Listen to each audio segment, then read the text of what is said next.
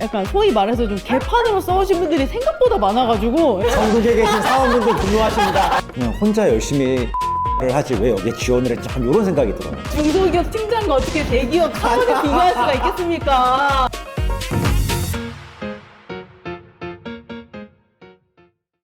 네, 안녕하세요. 네, 편집하는 여자입니다. 자, 오늘은 옆에 특별한 분과 함께 컨텐츠를 찍게 되었는데요. 우리 영상하는 사람들한테는 되게 유명하신 분이죠. 네, 존코바님 옆에 앉아 계십니다. 안녕하세요. 반갑습니다.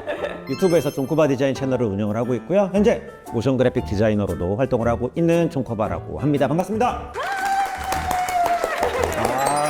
반갑습니다.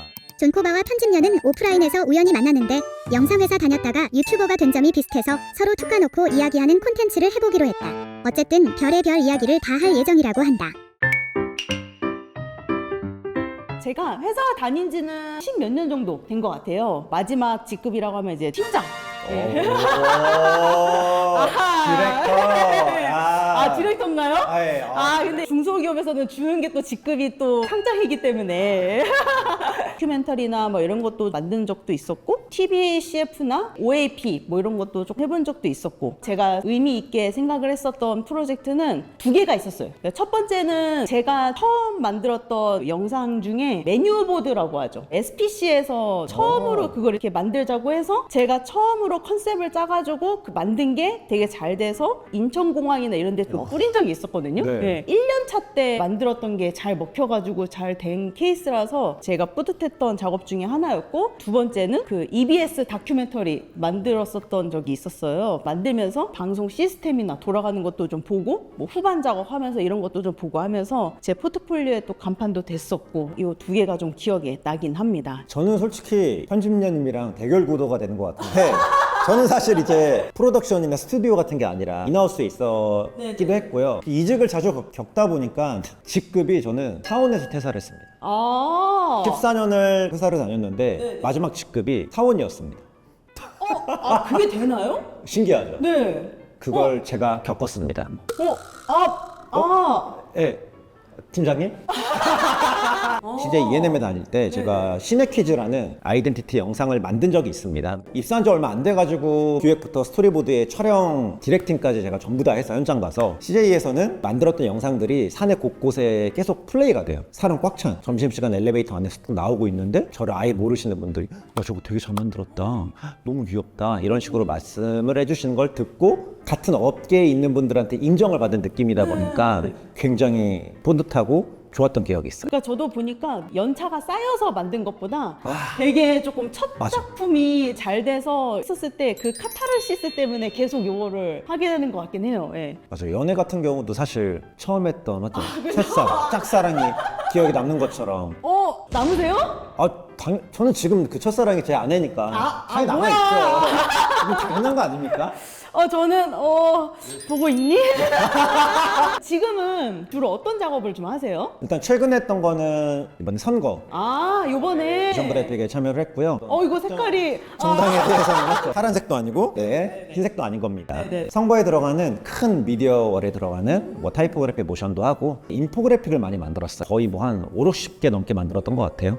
팀이랑 만든 거긴 하지만 최근에는 어도비랑도 협업을 많이 하고 있어가지고 어도비에서 이제 보여지는 영상 모션 그래픽도 제작을 하고 있습니다. 선거하신 거는 방송사를 말씀해 주셔도 괜찮을까요? 네, 제가 다녔던 KBS에서 위탁을 받아서 한 거니까 사실 지금도 KBS에서 나가는 어떤 다큐멘터리나 시사 이런 것들은 꾸준히 만들고 있습니다. 열심히 하고 있습니다. 멋지십니다. 와. 벌써 팀장님이신데.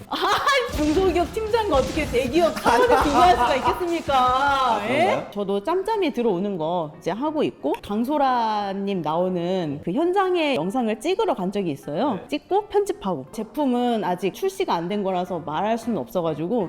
뭔지 말씀을 해주실 수는 없는 거. 네, 그거는 이제 제품이 나와야 하는 거라서. 확실히 근데 존코바님도 사원으로서 회사에 있었을 때보다 지금 더 게 좀 많지 않으세요? 뭐 어떤 사원이었을 때는 이렇게 일이 내려오잖아요. 그렇죠. 그러니까 지금은 이제 위에 계신 분이시잖아요. 네. 그럽니까? 그러니까 사원은 이제 일을 내려받는 네. 거고 이제 일을 이제 이렇게 기획하는 일도 많이 하고. 지금 전국에 계신 사원분들 분노하십니다. 사원은 맨 바닥에서 제가 내려오는 것만 시키면 맞죠? 처리하는 겁니까?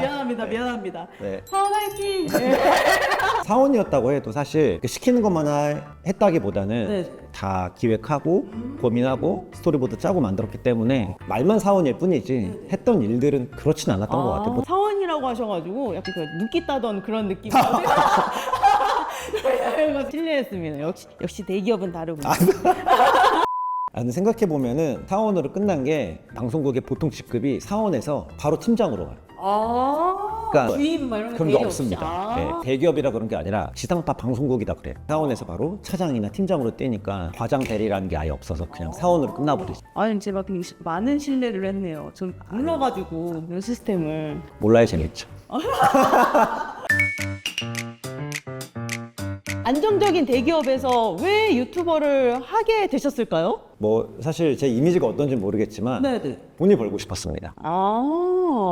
저만 그런 거라고요? 우리의 모든 궁극적인 모종은 본이긴 그렇죠. 한데. 예. 추가적인 사이드자 그런 걸 위해서 사실 시작을 했었죠. 맨 처음에는 제가 게임을 엄청 좋아하다 보니까 게임 유튜브, 브이로그 막 이런 거 했습니다. 제가 지금 공개를 할 수는 없지만 아직 채널이 살아있거든요. 하다가 디자인을 알려주는 게 반응이 오더라고요. 이거다.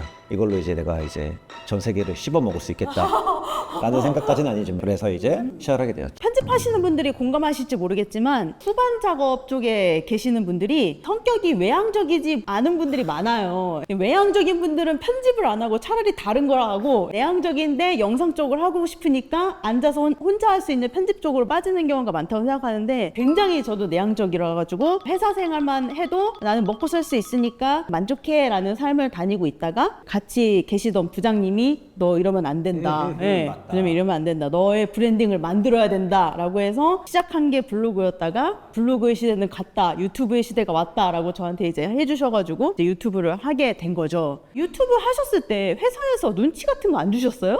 처음에는 아무도 몰랐습니다. 당연히. 전 얼굴을 공개를 하고 했었거든요. 아예 처음부터. 게임 유튜브 하셨을 때? 다 모든 거. 디자인도 마찬가지로. 전부 다. 이렇게 될 줄 몰랐으니까요. 기대도 안 했고 그 당시 때는 뭐 유튜브로 성공하는 법 이런 유튜브 채널이 하나도 없었거든요. 얼굴이 노출이 되어야 신뢰가 있을 것 같다라는 막연한 생각이 있었어요. 구독자 한 5, 6만 명쯤 되니까 그때 처음으로 선배님이 아셔가지고 KBS 그 그래픽 팀에서는 다들 사이가 좋아가지고 응원해줬습니다. 마지막 퇴사하기 전까지도 다 응원해 주셔가지고 거기에 있어서의 어떤 큰 뭐 제약이나 이런 건 없었지만 나중에 인사팀까지 들어가게 돼서 막판에 나오기 전에는 약간의 트러블이 있었죠. 마지막에 제가 있었던 이제 한국방송공사죠. 공사다 보니까 아예 겸업 자체가 불가능해요. 최근에도 뭐 어찌어찌 얘기하다 보니까 들었지만 유튜브 같은 걸 하게 되더라도요. 수익이나 이런 걸 창출할 수가 없습니다. 여러 가지 조건이 그냥 까다롭습니다. 막판에 좀 징계까지는 아니지만 이런저런 얘기가 나오다가 제가 올라온 저는 이제 중소기업급 이제 회사를 많이 다니다 보니까 겸집 이런 거에 대해서는 좀 자유로웠던 것 같아요. 오히려 권장하기도 했었고, 저도 이제 권장받은 케이스고, 예. 저는 그래서 다른 직원분들한테도 유튜브 하라고 막 권유하고, 근데 확실히 이제 대기업 쪽은 좀 그렇다는 말을 많이 듣긴 했는데 생각보다 많이 세서 좀 깜짝 놀랐어요. 안 됩니다. 그래서 할 거면은 여러분들 몰래 하셔야 됩니다. 그러면 회사에서 몰래 유튜브 막 편집한 적도 있으세요? 그렇죠. 그죠, 사실 그죠. 뭐 안 했다고 하면 거짓말이고. 근데 물론 제 업무 다 끝내고 사원으로서의 역할을 다 하고 남는 시간에 진짜 조금 했습니다. 스튜디오 들어가서 본 적도 있으시고? 스튜디오요? 네. 그건 많이 들어갔죠. 조회수 얼마나 한다 이거는 뭐 못 참지 않습니까? 맞아. 저는 이제 팀장이었으니까 제 자리가 이렇게 좀 뒤쪽에 빠져 있었거든요. 와, 좋았겠다. 예, 그 회사 다녔던 대표님들도 다 아실 거예요. 예, 스근하게 그냥 남는 시간에 하고. 예. 근데 저도 물론 유튜브 편집했다고 해서 일을 뭐 미루거나 그러면 그렇죠. 절대 안 그러면 안 되죠. 되지. 예. 남는 시간에 스근하게 하고 유튜브 스근하게 관리하고. 예. 스근이라는 단어는 유행하는 단어인가요? 처음 들어보는데. 2000년도 트렌드 단위입니다. 알겠습니다. 지금 그 시대가 네, 역행을 그죠. 하고 있는 것 같아요. 면접을 본 경험이 있으세요? 그렇게 많이 보진 않았어요. 사원이니까.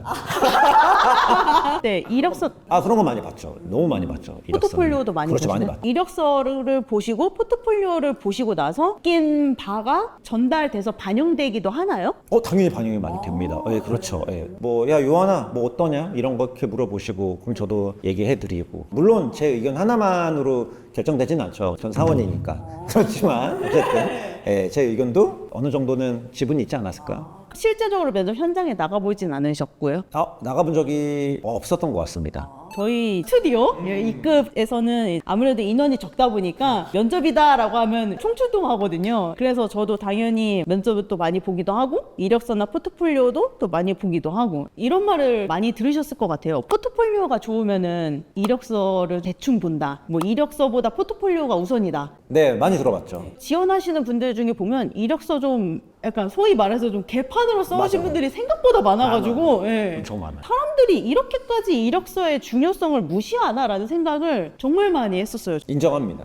근데 저는 사실 포트폴리오가 좋으면요, 이력서도 좋았습니다.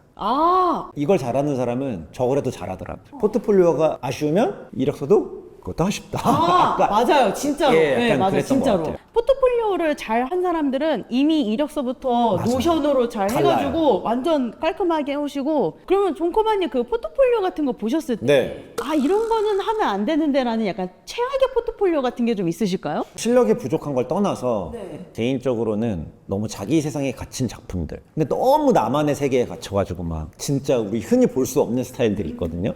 그런 것들로 막 덕지덕지 칠대 있는 거 보면은 사실 그냥 혼자 열심히 작가를 하지 왜 여기에 지원을 했지, 약간 이런 생각이 들어요. 그게 가장 아쉬웠던 것 같습니다. 그러니까 내가 지원할 회사가 있으면 그 회사가 좋아할 만한 것들을 어느 정도 알고 그거에 맞게 그래도 준비하면 얼마나 좋겠습니까? 맞죠?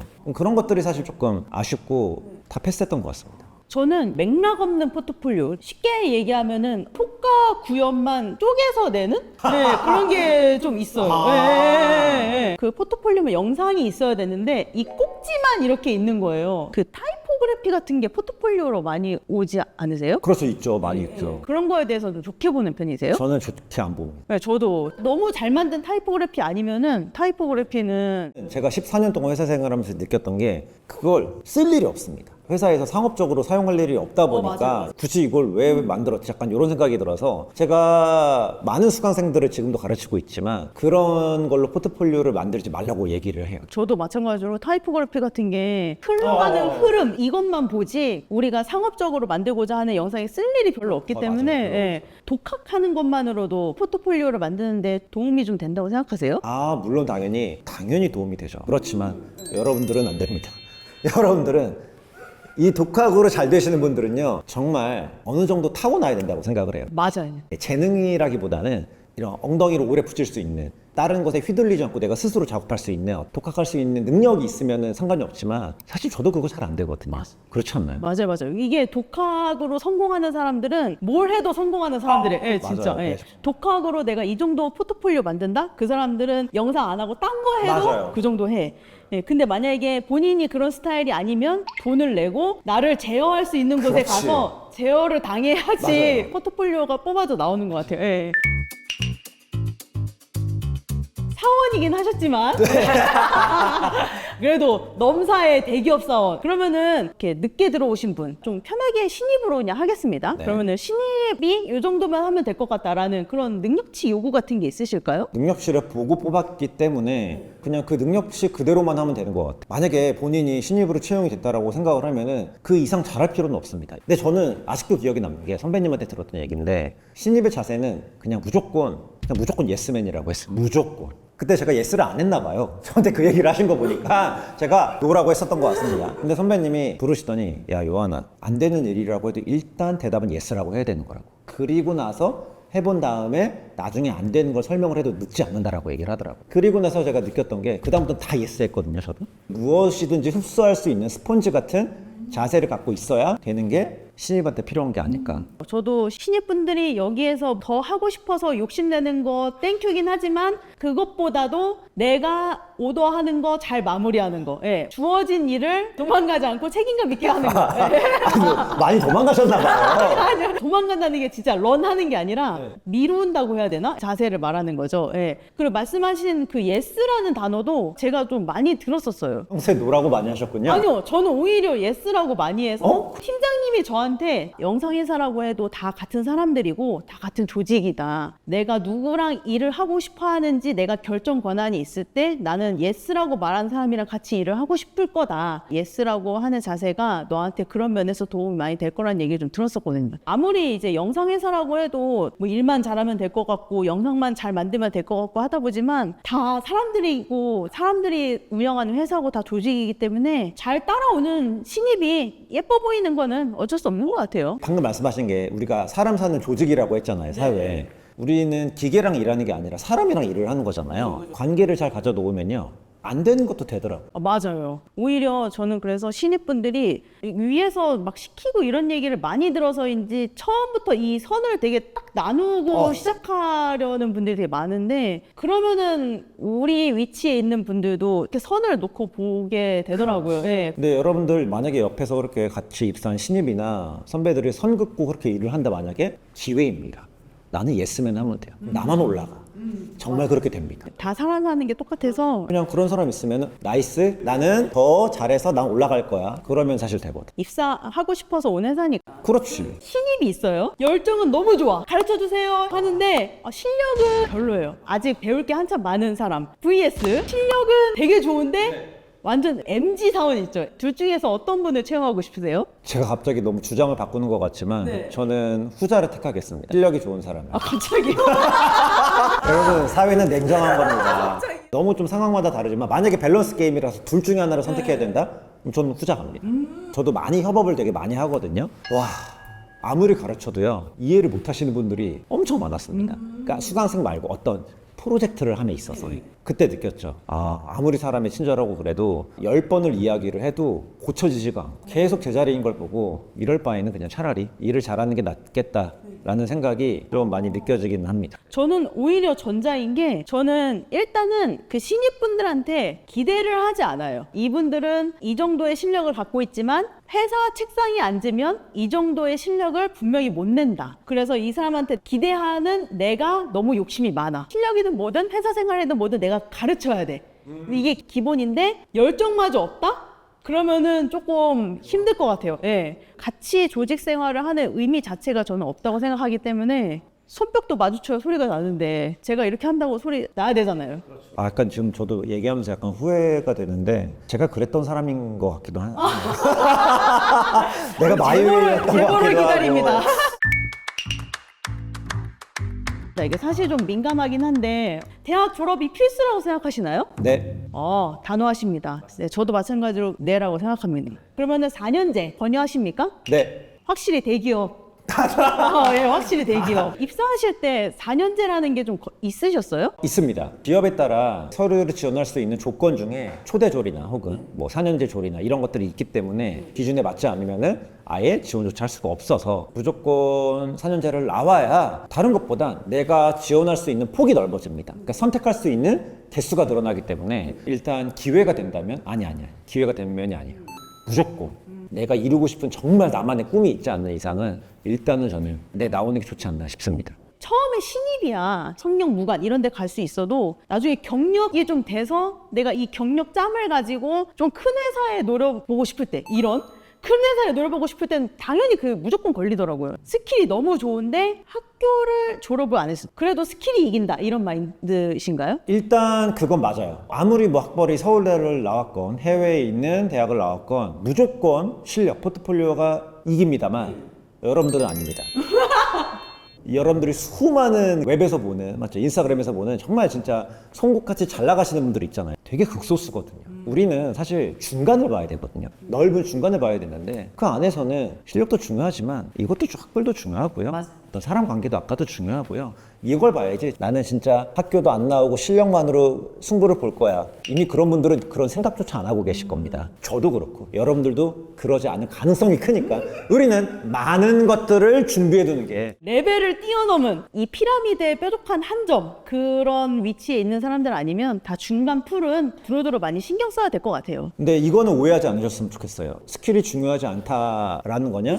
그렇지는 않습니다. 당연히 여러분들이 그걸 추구를 하셔야 되지만 너무 거기에만 매몰되지 말고 다른 것들도 함께 볼 줄 알아야 된다는 뜻입니다, 사실. 그래서 저는 좀 뭐 어떻게 받아들이실지 모르겠지만 이런 말 자체가 편하게 좀 생활하려는 그런 걸로 저는 좀 이해가 되기도 하거든요. 맞는 것 같아요. 네, 내가 이것만 한우물 파서 하면 공부 안 해도 되겠지? 막 이런 마인드로 도피하는 느낌으로 약간 그런 식으로 그 생각하시는 게 아닐까. 그래서 조심스럽게 좀 생각을 하긴 합니다. 예. 스킬이 무조건 중요하겠지만 도피성으로 학업을 때려친다면 그건 진짜 절대로 안 된다는 거. 정말 역시 확실히 회사를 오래 다니신 그 경력으로 뭐 정말 피가 되고 살이 되는 얘기네요. 아닙니다. 아유 어떻게 대기업 사원님이 또 그런 얘기 정말 많이 들으셨을 것 같아요. 대학교에서 가르치는 거 없다. 나는 바로 취직하거나 프리랜서 하겠다. 많이 들었습니다. 이렇게 찬성하는 쪽이세요? 아니요. 절대는 아니지만 만약에 비용도 없고 시간도 없다. 어떤 상황이 정말 안 된다. 그러면은 오케이. 하지만 만약에 학교를 갈지 말지 고민하고 있다. 무조건 가라 그럼. 많은 사람들도 더 만나고 그 문화도 경험을 해보고 같은 거를 배우고자 모이는 경우가 드물잖아요. 대학교라는 게 어떻게 보면은 용서되는 마지막 모임이라고 저는 생각하거든요. 그 안에서의 인맥도 있고 이 사람이 잘하면 내가 따라가고 싶은 욕심도 생기고 다양한 감정이나 교류가 있잖아요. 그런 경험이나 교류 이런 거를 좀 느끼기 위해서 적극적으로 말을 하고 있죠. 사실 그 얘기가 하고 싶어요. 그래서 네. 남들이 하는 건 다 해봐라. 남들이 하는 거를 일단 다 하고요. 그건 그냥 다 하고요. 그리고 내가 잘하는 거는 그냥 꾸준히 잘하시면 되거든요. 남들이 대학 가요? 너도 가. 남들이 맛집을 가? 너도 한번 갔다 와봐. 그런 경험이 저는 우리가 어차피 살아가는 사람 비슷한 문화에 살고 있기 때문에 그게 필요하다고 생각을 합니다. 우리가 사람들이 어떻게 사는 걸 알고 어떤 걸 좋아하는지를 알아야 그들이 좋아하는 걸 만들 수 있잖아요. 그렇죠. 편집위원님이 대학 얘기를 하긴 하셨지만 지금 말씀하신 게 그 시절에 겪을 수 있는 그 나이대의 경험이잖아요, 사실. 만약에 대학을 나는 그러면 35, 40 넘어서 그때 가도 되는 거 아니야, 나중에? 그렇지 않죠. 그죠. 예, 그 나이대 겪을 수 있는. 세대에서 겪는 그게 또 있으니까. 예. 그 전공이 어떻게 되세요? 저는 애니메이션 전공입니다. 예. 저랑 같네요. 네. 네. 회사 다니셨을 때 비전공자이신 분들이 계셨어요? 당연히 있었죠. 지금도 기억나시는 게 이제 수학과도 계셨고요. 그리고 기계공학과였나 선배님이 계셨는데 두 분 다 잘하셨습니다. 예, 사실 조금 다르기는 해요. 모션 그래픽 하는데 그렇다고 수학적으로 계산해서 만드시진 않고요. 기계 쪽으로 나오신 분은 어떤 라이팅이나 렌더링이나 어떤 테크니컬 쪽에 조금 더 집중, 더 그런 쪽을 잘 하시고요. 저처럼 조금 더 그래도 드로잉이나 이런 걸 좋아하셨던 분들은 그런 쪽에 조금 더 무게감이 들어가는 모션 그래픽을 만들다 보니까 크게 그게 막 문제가 있었던 것 같지는 않습니다. 저도 제 주변에 국어과 계셨거든요. 국문학과라고 해야 되나요? 그래서 그분이 만든 걸 보면 텍스트 내용이 되게 예뻤던 기억이 나요. 예. 비전공자분이 지금 영상을 배우는 거에 있어서 늦었다고 생각하시는 편이실까요? 네. 수학과가 계셔도 수학과 계셔도 그런 건 아닌데 그래도 사실 그분들이 많지는 않았습니다. 그러니까 전공자가 더 많기는 했어요. 어쨌든. 그러니까 그거는 이제 제가 소수의 몇몇 분들을 말씀을 드린 거라서 아까랑도 똑같아요. 너무 그 송곳 같은 것만 노리지 않고 미리미리 어릴 때부터 드로잉이나 영상도 그렇고 이런 거에 대해 관심 많이 갖고 있는 분들이 조금 더 남들보다 빨리 앞서 가시긴 하는 것 같아요. 이게 그런 게 있어요. 영상을 전공하시는 분들의 포트폴리오를 봤을 때 못 나오면 영상까지 전공했는데도 이 정도밖에 못 뽑아? 오히려 좀 실망을 좀 많이 하게 되고 근데 비전공자가 영상 전공하는 사람만큼 뽑으면 와 진짜 노력 진짜 많이 했다. 네, 그렇게 되더라고요. 그 말씀하신 것처럼 사실 그렇게 해서 잘 되신 분들이 많이 간절하신 분들. 맞아요. 예. 그러면은 뭘 하셔도 됩니다. 종쿠바님은 이제 말씀하신 것처럼 이제 대기업의 인하우스 저는 이 프로덕션. 아마 많은 분들이 인하우스는 대체 어떤 업무를 하는지 좀 많이 궁금하실 거예요. 왜냐면은 영상 쪽에서도 좀 대우가 높은 편이라고 많이 들으니까. 그렇죠. 네. 장점이라고 하면은 사실 모든 인하우스 회사가 똑같지는 않겠죠. 제가 다녔던 방송국을 기준으로 한다면 워라벨이 되게 좋습니다. 그 계약직이었을 때도 그렇고요. 휴가를 쓰는 것에 대해서 어떤 부당함이나 쓰는 날짜에 대해서 문제가 됐던 적이 한 번도 없어요. 야근도 물론 없는 건 아니죠. 그렇지만 저는 이제 프로덕션을 다녀본 적이 없어요. 스튜디오나 프로덕션. 그렇지만 확실히 거기보다 워라벨이 좋기 때문에 개인 시간도 많고요. 운동할 시간도 있었고. 그렇지만 단점이 또 없을 수가 없죠. 단점은 본인의 성장에 있어서의 그렇게 큰 기대를 하기가 쉽지 않습니다. 방송국에 다니면은 제가 뭐 방송국에 나오는 드라마 타이틀, 폭삭 수가스타 타이틀 이런 거 만들 거라 생각하지만 그럼 멋있는 작업은 다 어디로 가요? 여기로 갑니다. 맞죠? 아, 외주로. 그렇죠. 그러면 내부에서 그럼 뭘 할까요?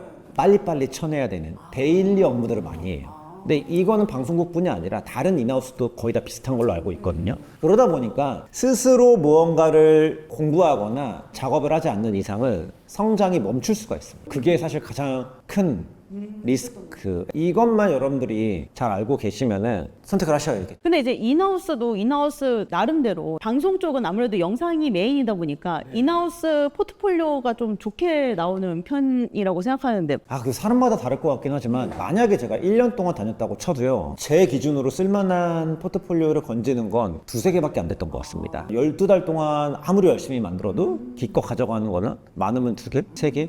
예, 나머지는 그러면 하루 쓰고 마치 매일 먹는 아메리카노처럼 한 번 쓰고 소비되는 것들, 예, 이런 것들은 사실 포트폴리오로 쓰기가 애매하죠.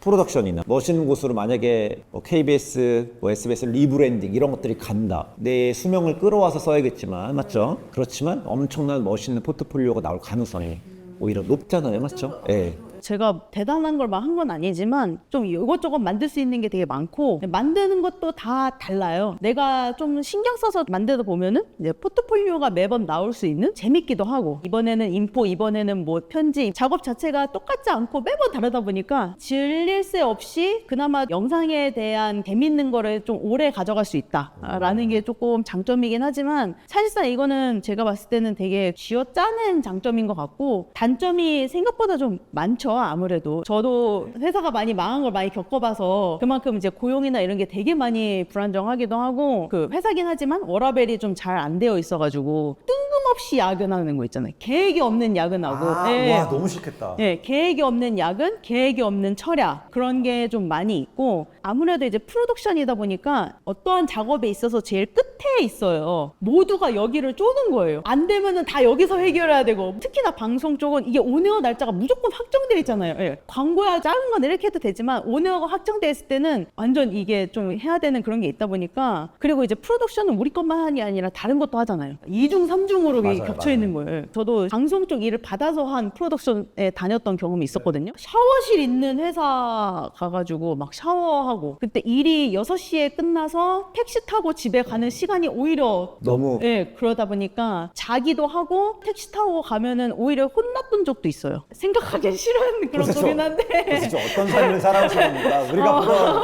그 느낌의 편집자님이 아니신데요? 네. 네, 그런 게 좀 단점이긴 한데 그런 거를 좀 많이 겪어서 좀 성장을 할 수 있지 않았나 그런 게 생각이 단점이긴 들긴 합니다. 한데가 아니라 단점만 얘기하셨는데요? 장점이 없는데요? 많은 걸 할 수 있었다. 그리고 또 촬영 현장에도 따라가고 뭐 콘텐츠에 대해서 기획도 하고 좀 다양한 업무를 할 수 있었던 것도 좀 회사가 작은 회사에 다녔다 보니까 좀 다양한 일을 할 수 있었고 그 다양한 일을 할 수 있었던 게 장점이라고 생각하긴 합니다. 비웃지 마세요. 제가 아니야 비웃는 게 아니라 팀장님 그게 아니라 이게 제가 지금 얘기를 들으면서 네. 지금 처음 느껴보는 감정이었어요. 진짜요? 정말 그 장점을 그 갯벌에서 진주 찾는 것만 장점을 말씀해 주셔가지고 대기업이 확실히 좋죠. 급여도 네, 사실 마찬가지면 나쁘지 네. 않고 급여도 저희 아주 살짝 오픈했지만 확실히 좀 차이가 있기도 하고 그래서 저는 만약에 제가 아는 사람이 둘 중에서 고른다고 하면 저도 무조건 그래요? 인하우스가 좋아 하긴 할 테지만 만약에 처음에 본인이 좀 많은 걸 겪어보고 싶다라고 하면은 보면은 뭐 그런 프로덕션도 나쁘지 않다라고 얘기할 것 같긴 해요. 제가 있던 이제 모션 그래픽 업계에서는 사실 이제 프로덕션보다는 모션 그래픽 스튜디오나 이런 식으로 에이전시로 많이 이제 얘기가 되는데, 사실 어릴 때는 저는 괜찮다고 생각은 해요. 어릴 때는 시간이 많이 남잖아요. 뭐 그렇다고 그거를 뭐 회사에 갈아 넣으라는 건 아니지만 1, 2년만 다녀도요, 성장하신 분들을 정말 많이 봤거든요. 그렇게 성장을 한 뒤에 어디로? 바로 중견기업 이상, 대기업 이상의 인하우스로 점프하시는 분들을 정말 많이, 맞아요. 진짜 많이 봤어요. 늦은 나이에 물론 프로덕션 이런 건 어려울 수 있지만, 만약에 겪게 된다면은 어릴 때는 한번 겪는 것도 나쁘지 않다. 네, 위험한 발언이 될 수 있겠지만 아니 근데 오히려 포스트나 이런 데 다녔던 분들을 더 선호해서 뽑는 분들이 많다고 얘기는 들었어요. 포스트 거기를 이제 겪었다는 건 모든 인내와 끈기 그렇죠. 그리고 실력이나 이런 것도 다 되기 때문에 책임감도 있어요. 네, 그죠? 프로덕션 다니셨던 분들은 제가 안 다녀서 그런 걸 수도 있겠지만, 나이가 어리건 많건 떠나서 견뎌내서 이렇게 성장을 하셨다? 와, 이거는 약간의 존경심이라는 게 생겨요. 인하우스 다니시면서 좀 스트레스 받았던 경험이나 이런 게 있으셨어요? 그런 얘기 많이 들어보시지 않았나요? KBS도 이제 정년이 보장된 회사입니다. 공사이기 때문에, 공기업이다 보니까 그 뜻은 저는 안 잘리죠. 맞죠? 대신에 딴 사람도 안 잘려요. 서로 힘들게 되는 거겠죠. 그래서 실제로 부장님이 시켰던 일들이 있었거든요. 근데 모르겠어요. 그때 제가 잘 좀 적응도 못하고 일했을 때라 가지고, 물론 저보다 힘드신 분들도 많겠지만 그런 일들을 처리하지 못해서 정신과도 다니면서 약도 먹고, 근데 이제 좀 다니다 보니까 너무 좋으신 분들이 많아가지고 정말 위로를 많이 해주셨거든요. 그런 분들과 뭐 아내도 있고 이러니까 잘 견뎌내서 다녔던 것 같아요. 결론은 사람이 좀 문제인 것 같아요. 회사가 다 작은 기업이다 보니까 별의별 일이 있었던 게 제가 좀 기억에 남는 게, 첫 회사였을 때 갑자기 감사가 뜬다는 거예요. 네, 그래서 뭐야? 이러고서 있었는데 갑자기 저한테 컴퓨터 본체랑 이런 거를 들고 옥상으로 가라는 거예요. 그래서 드라마에 나오는 거 아니야 이거? 뭐지? 이래가지고 옥상으로 가서 여기 있었거든요. 그리고 감사가 끝나가지고 왔어요. 그래서 왜 그러냐 그랬더니 어도be 그거를 이제 크랙으로 해가지고 걸리면 안 되니까, 제가 있었다는 게 보여지면 안 됐나 봐요. 그 상황이 되게 오래전 일이긴 하거든요. 한 20 몇 년 전 얘기라서 아직도 얘기가 안 되긴 했지만 뭐 그런 일도 있었고 좀 재밌는 일이 많았습니다. 궁금한 게 그 되게 좋아요 중소기업에 많이 다니셨잖아요. 네네네. 제일 작았던 인원이 몇 명이었고 좀 컸던 인원이 회사가 몇 명이었어요? 궁금해요. 컸을 때는 20 몇 명? 그럼 그 중소기업은 아니네. 근데 이제 반이 영업직이니까. 제일 작은 거 2명이요. 그럼 대표님이랑 편집님. 네, 나랑 둘만 있었을 때. 진짜요? 와, 되게 오르락 내리락 합니다. 이쪽 세계는. 비트코인 같이. 네. 회사를 다니다가 프리랜서가 되시고자 하시는 분들에게 해주고 싶은 말이라는 게 있으실까요? 자기만의 좀 스타일을 가지는 건 필요할 것 같아요. 그러니까 딱 누가 봤을 때 이건 누가 했다, 이건 누가 했다라는 명확한 그 사람의 작업물이라는 게 느껴지는, 그러니까 아이덴티티, 정체성이 드러나야 되는 거예요. 이 두 가지 정도만 있어도 될 것 같고, 사람을 잘 관리하는 게 중요한 것 같긴 합니다. 뻔한 대답이긴 하지만 저도 되게 싫어했거든요. 어릴 때는 그런 말을, 지연, 학연, 혈연 이런 것들을. 근데 사람 사는 사회가 어쩔 수가 없더라고요. 그리고 여기 또 한국이잖아요. 뭐 여러분들이 외국에 나갈 거 아니면 여기 문화에 맞게 적응을 해야 되는 거라면은 적을 만들지 말고, 맞죠? 저는 프리랜서 하시려고 하면은 정말 자기 자신을 많이 되돌아봐야 된다고 생각해요. 그러니까 너가 이거를 혼자 만들 수 있다고 해서 너가 혼자서 다 할 수 있는 건 아니야. 주변에 너가 못하는 거를 좀 도와줄 수 있는 조력자가 있으면 그때 고민해봐도 괜찮을 것 같다라고 할 것 같긴 해요. 제가 회사 생활을 했었을 때 저도 물론 이거 내가 계속 혼자 만들어 왔었는데 나가면은 그냥 혼자 할 수 있는 거 아니야? 그런 생각을 많이 했었거든요. 실제적으로 나 이거 혼자 만들면은 내가 이거 다 받는 건데 월급으로 받으니까 좀 안 이뻤기도 하고, 뭐 그런 생각 한 적 있었는데, 지금 이렇게 되다 보니까 그 생각이 얼마나 오만하고, 맞아요. 얼마나 오만하고 얼마나 철없었는지 정말 느끼게 되더라고요. 프리랜서가 1인 기업이긴 하지만 1인 기업이 아닌 거예요. 다 옆에서 도와주고 운도 맞아야 되고 때도 맞아야 되고, 그 운과 때가 맞았을 때 내 실력이 뒷받침돼야 되고, 좀 그나마 중타치를 치지 않나. 진짜 살아남기 힘들다. 맞아요. 진짜로. 네. 영상을 배우고자 하는, 모션 그래픽을 배우고자 하는 사람들에게 있어서 다른 거는 다 제치고 꼭 가지고 있어야 되는 능력. 영상이니까 스토리텔링이죠. 이야기가 일단 있어야 되고요. 그리고 이 얘기를 하는 이유는요, 이제는 기본기는 누구나 다 하기 때문에 그 이상 이야기를 만들어낼 줄 알아야 되고요. 그 한 장의 이미지를 만드는 게 아니라 이 흘러가는 시간에 대한 콘텐츠를 만드는 사람이기 때문에 멋있게 만들어도 이 흘러가는 거에 대한 재미를 놓치면 조금 맞아요. 아이러니할 것 같아요. 예. 3D 필수라고 생각하세요? 요즘 시대에 많이 필요로 하는 건 맞지만 필수라고 얘기하신다면 꼭 필수는 아닌 것 같긴 합니다. 제가 3D 모션 그래픽으로 이제 10년을 넘게 일을 했지만 일단 본인이 잘하는 게 있다라면은 그거 하나만으로도 충분한 무기가 될 수 있고 그냥 3D가 요즘에 많이 필요하다고 해서 그냥 이게 필요하니까 배운 친구들을 정말 많이 봤거든요.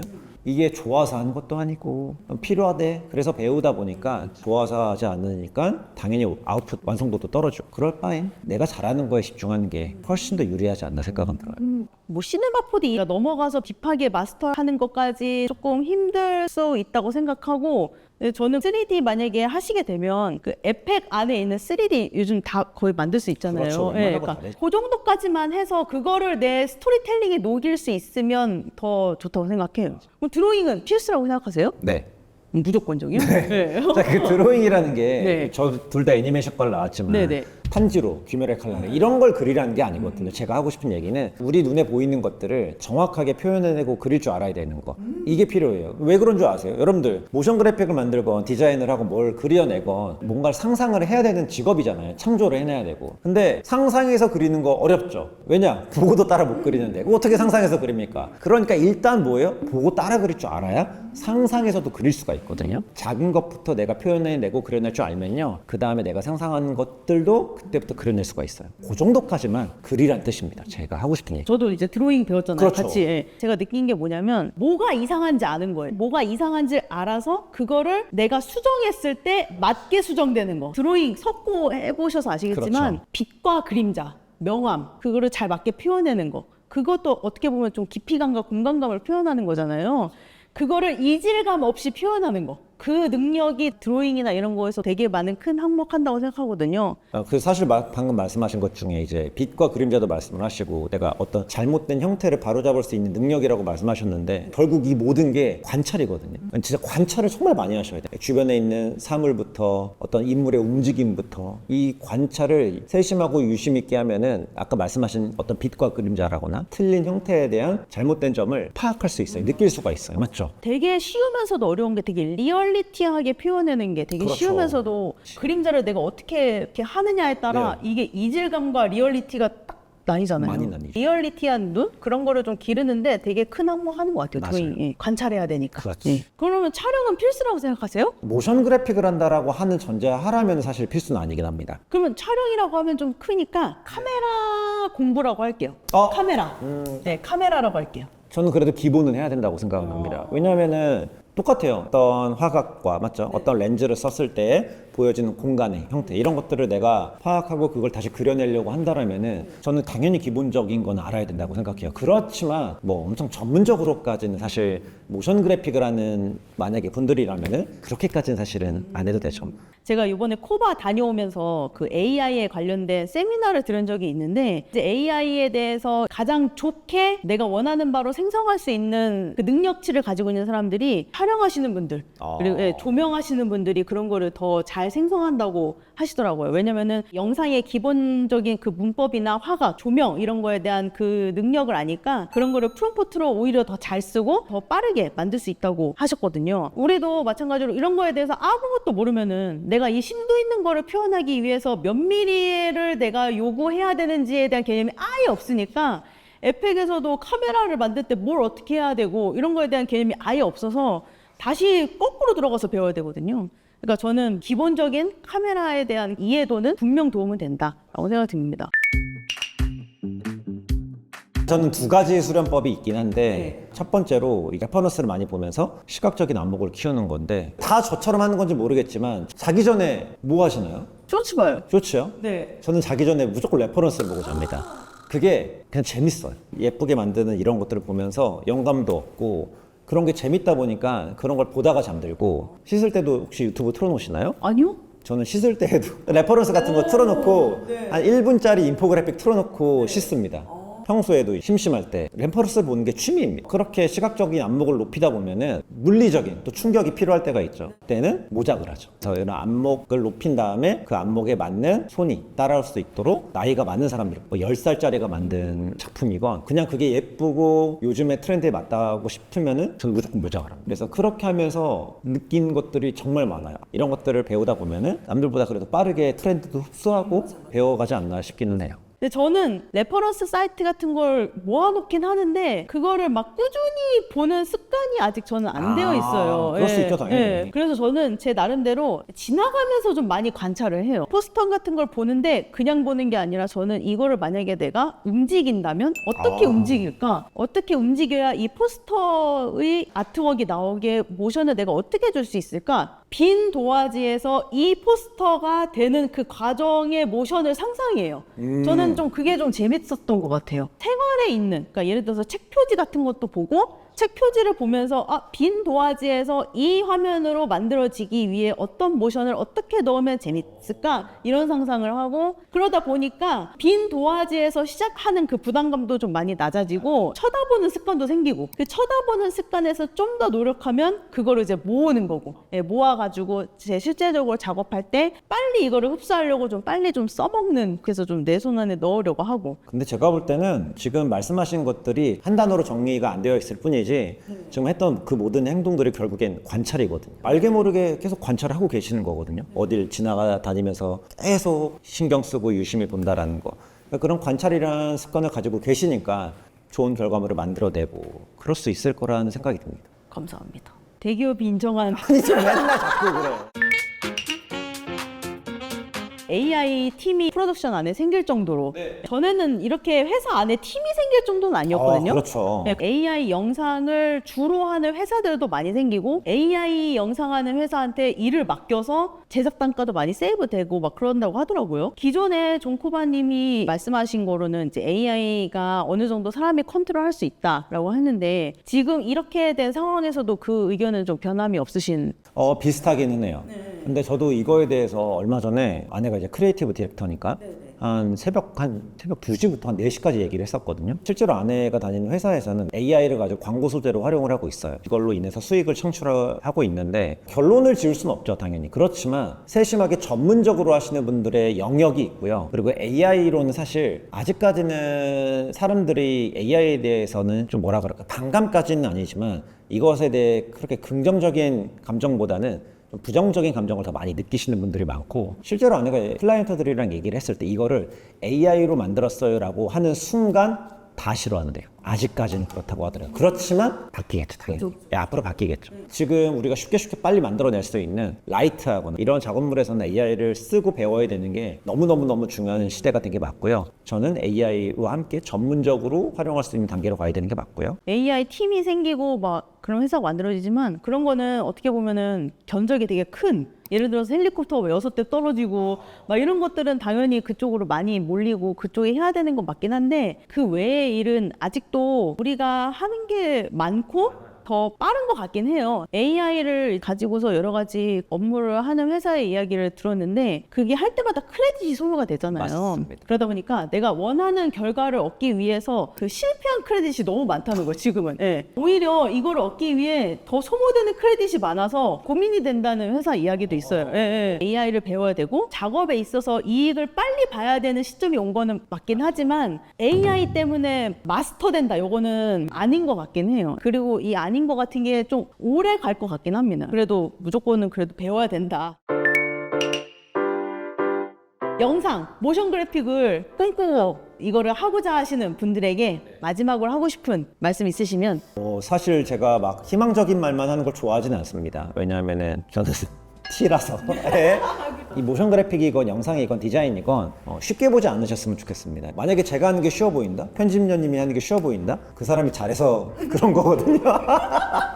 내가 말하고 좀 그렇네. 그 사람이 잘하기 때문에 쉬워 보이는 거지 쉬워 보인다라고 해서 이 업계 자체가 전혀 만만하거나 쉽지도 않고요. 진짜 만약에 내가 영상이나 모션 그래픽으로 정말 재미를 느끼고 진지하게 임할 태도가 있다라면은 편집자님과 지금까지 했던 얘기들을 바탕으로 그걸 좋아하는지 파악을 하시고 힘든 것들도 견딜 각오가 돼 있으면은 그때 와서 한번 제대로 열심히 배워보시면 좋을 것 같습니다. 저는 영상이나 디자인, 그 모션 그래픽 이런 쪽이 크리에이티브한 걸 필요하면서도 조직적인 게 생각보다 강하다. 네, 이거를 좀 말씀드리고 싶어요. 여러분이 생각하는 그 미생에 나오는 그 회사 그 느낌이다. 네, 진짜 저는 그렇게 보거든요. 생각보다 엉덩이 오래 붙여야 된다는 거. 그건 맞습니다. 맞아요. 예. 맞아요. 엉덩이 오래 붙이고 있어야 그만큼의 성과가 나오는 게 솔직히 디자인이나 이런 것만큼 없을 거예요. 그런 꾸준함이 진짜 필요하다는 거. 예. 자, 인내심 이런 게 생각보다 많이 필요하다는 거 말씀드리고 싶고, 처음에는 좀 고달프고 배우는 과정이 힘들고 해도 내가 어느 정도 목표를 이루고 좀 성장하면 재밌는 일이다 라고 말씀드릴 수 있을 것 같아요. 예. 분명히 도파민도 있고 카타르시스도 있고 그런 게 있었기 때문에 힘들어도 여기까지 할 수 있었던 것 같아요. 자, 그래서 저희가 준비한 컨텐츠는 여기서 이제 마무리가 됐고요. 디자인이나 모션 그래픽 관심 많으신 분들은 여기 존쿠바님 채널에 가서 여러 가지 정보도 얻고 해주시면 될 것 같습니다. 자, 그러면 저와 존쿠바님 오늘 여기서 마무리해 보도록 하겠습니다. 그러면 다음에 만나요. 안녕. 안녕.